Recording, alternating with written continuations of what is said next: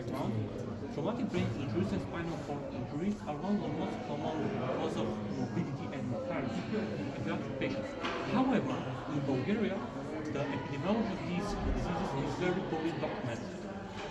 The aim of this research is to analyze the prevalence, the most common causes, and identifying trends of traumatic brain injuries and spinal cord injuries in pediatric cases for a year.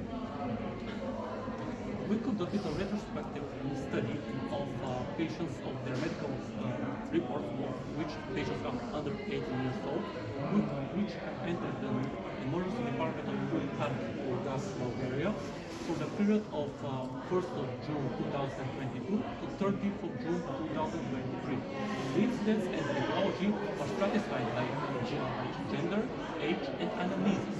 As a result, we can see that 38,504 patients have conducted in our study and have entered the emergency department for which 13,857, which account for 32%, accounted for pediatric cases. From these pediatric cases, from 30,857, 134, which accounted for 0.3%, were hospitalized in the neurosurgical ward of the hospital, and 4,653 cases were hospitalized in other wards of the hospital.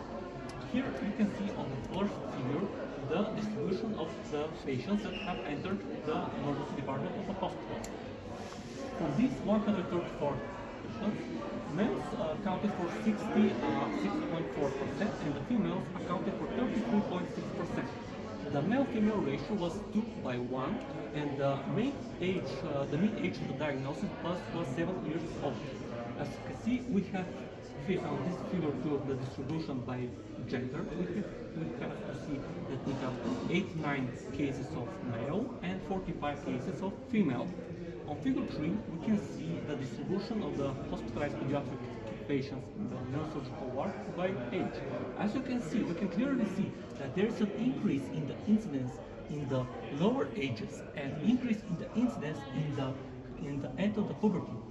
As you can see, the highest incidence is between 1 and 2 years and between 16 and 17 years. Why? I will tell you. Because in the earliest periods of life, children are not that much educated. They like to play. They learn new things. They can hurt themselves. And in the end of puberty, we don't care for rules. Like we want to try new things, cars and etc. And we don't use protection and etc. And accidents happen. 133 patients were diagnosed with different types of traumatic brain and spinal cord injuries, and one patient was diagnosed with a brain tumor.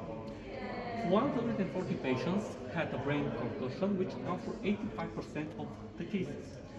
The other diagnoses were TBIs, skull fractures, vertebral fractures, or for example, hydrocephalus, and etc. On the figure 4, we can see the distribution of the patients by diagnosis.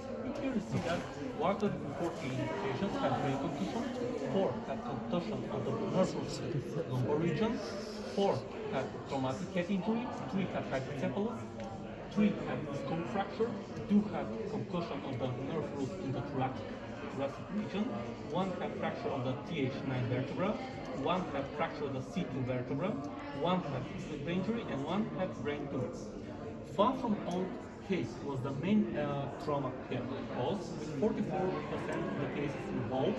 Other etiology factors included car accidents, fights, accidents during football games, fall from motorcycles, bikes, or for example hit with a rock. As you see on this figure 5, the distribution is by anamnesis. We have 60 cases which are result from fall from own height, 27 fall from height, 9 from car accident, 8 from fight, 8 from fall from bicycle, 8 from incident during football games, 6 during fall from scooters, 4 from hit in the closet, and 1 case for bike accident, and 1 from hit. Forgive me, it's in the closet. When they walk in, you hit in the kitchen, for example. Okay. They're not in a wardrobe, fall out of the wardrobe. Yes. Okay, thank you. 140 patients, which account for 85.1%, were treated with conservative treatment. They didn't require surgical treatment, and 20 cases were treated with surgical treatment because they account for 14.9%. And to finish 6, you can see a distribution. In conclusion, I want to say that this study reveals a significant burden of pediatric brain injuries and spinal cord injuries in children in Bulgaria. And as I want to say that almost more of the cases were treated with conservative treatment, which shows the measures for preventive measures and education. Because, for example, when the children are in the car, they should have a seat belt. When they ride a bicycle, they should have a helmet. The parents should teach them how to protect themselves. For example, when they fall, they should put their hands on their head, not hit their head. And just be careful and don't fight. And for example, when they play football, to have protection on their knees, heads, and other parts of the body. And as a take-home message, I want to end my presentation that every surgeon carries within himself a small cemetery from where time to time he goes to ask for answers for his mistakes. By Dr. Henry Marsh, the great surgeon from England. I want to say that because many people will make mistakes in their lives, as well as we, because we're students. Do not let that demotivate you. Always use that, and when you fall down, get up and use that, convert it into strength, and use it in your heart to follow your dreams always. So always be motivated and follow your dreams to the end. Thank you for being here. Ask you the one with brain tumor. Yes? If it was a trauma study, how did one with brain tumor was a dangerous finding? The patient had very big headache, which also caused the tumor had invasion to the medulla oblongata. The patient couldn't walk right and properly, fall, and this way he could have been in the emergency department. It's a pretty comprehensive study and Thank you. impressed with what you've been able to achieve. In Bulgaria, I presume that it is not the law to wear crash helmets or seatbelts. Yes, actually, that was I was talking to the other colleagues. Bulgarians are very hard. Like they don't like to tell them what to do. For example, they're like, "Why should you tell me what to do?"